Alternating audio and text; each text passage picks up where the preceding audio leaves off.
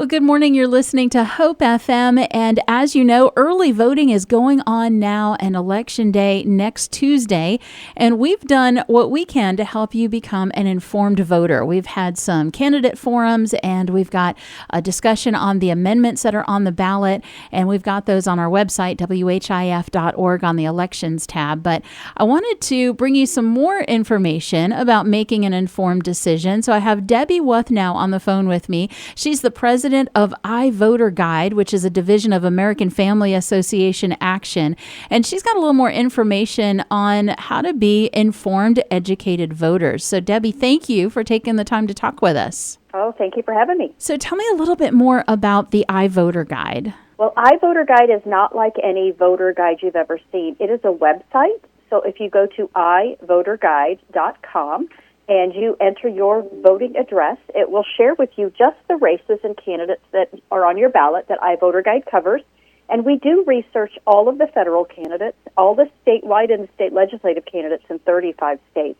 So I believe in your area, we've got you pretty covered at iVoterGuide.com, and you can see even down to your state legislator. And there are even certain races where we cover the school district races. I know in parts of Florida we have some that are covered. And it's information, not just what candidates say, so it's not just survey answers, but we've looked at who they've given money to, who has given money to them.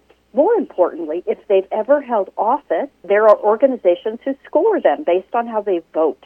So why iVoterGuide is looking to make sure we give you information on what candidates have done, not just what they say they're going to do. So that's available all at iVoterGuide.com, as well as a very unique evaluation of every candidate, where we look at all that data that we have, the scorecards, the campaign finance data, who's endorsed them, if they've answered our survey. And then we have an army of over 1,000 volunteers that help us assign a rating to each candidate. Kind of looks like a gas gauge.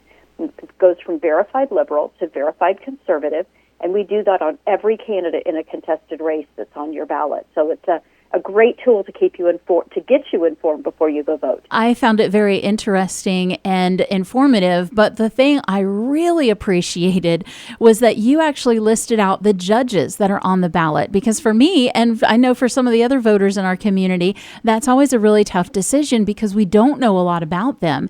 And so you've given a little bit of information there, and that's actually been a question that some of our listeners have given to us, because they'll watch our candidate forum videos and they'll listen to the discussion that we've held about the amendments on the ballot. But then there's those questions. Should this judge be retained in office? And it's always a guessing game for me when I go to fill out that ballot. So tell me a little bit more about that guide that tells about the judges. Well, we get the same questions you do, Robin. So tell me more about judges and ballot propositions. There's so many things on the ballot that people need information on. So for judges, what we do is we have some lawyers and law students who read the rulings of the judges that are sitting on the bench and rate them on a scale from activist, so are they legislating from the bench, to originalist, or are they just interpreting the text as it was written when the legislation was composed. So it's really informative to find out, who shares your philosophy, and you can also see iVoterGuide gives you the rating on each candidate, including the judges, but we also give you the information that we based the rating upon so that you can do your own digging if you'd like to. We give you the links to the rulings we read about the judges. For candidates, we give you, all those scorecards of campaign finance data. So it's really all available for you at iVoterGuide.com, and that judges is very much an itch that we are scratching for the voters. Absolutely, because you can click on the link that says more information, and then there's even examples of how they were appointed to the bench or different rulings that they've voted on, and it really is very, very informative. So I'm so thankful that that resource is out there for us to help make an informed decision. Again, we're talking about iVoterGuide.com. And it's a division of American Family Association Action. And I've heard of American Family Association, but what's the part about the Action?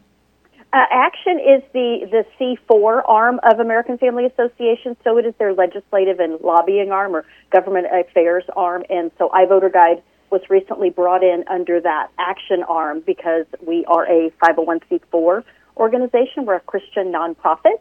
But we just kind of work in the political space and giving voters the information on their candidates. Well, Debbie, how did you get involved in this? I mean, now that you're the president of iVoterGuide and AFA Action, what got you to this point? But it really was a God thing. I was a stay-at-home mom for 20 years, background in computer science. And when my empty nest was on the horizon, I said, God, I am a doer, not a sitter. What is it you want me to do with my empty nest? I asked my Bible study teaching director to be a reference for me, and she came back and said, my husband programs this online voter guide, and he's been complaining at the dinner table. He needs some technical help with the website. Are you interested? He said he can train you. So that was the open door I had been praying for. So I feel like God called me into iVoterGuide. That was 2011. 2014, they named me Director of Operations, 2016 Executive Director, and then 2018 President. So, God's used my skills to really grow iVoterGuide, even though I wasn't the founder or the idea for it. But I am the target audience. I'm a Christian who wants to be a good steward of my vote. And I don't dig through, I'm not a political activist. I'm not the one who does all that digging, but we have a fabulous team that God has also called to iVoterGuide. So it really is a tapestry woven by God, and God called me to lead it and to help to grow it. Well, thank you so much for all of the effort that you and your team have put into this, because it really does give us a lot of information to help us vote wisely and to identify the candidates on the ballot who would be kind of close to our own values. And it really is a big decision as we go into the voter booth. So I appreciate that. Again, it's iVoterGuide.com. Now, this is a free service. How is it supported?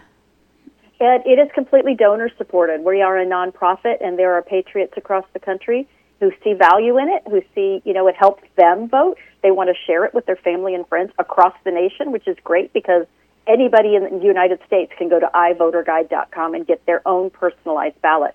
So that it's just donor-supported, and we would encourage anybody who sees value in it to click the donate button and help make sure that we can continue to exist and provide information beyond this election in November, because there's going to be a whole lot more in the next coming years.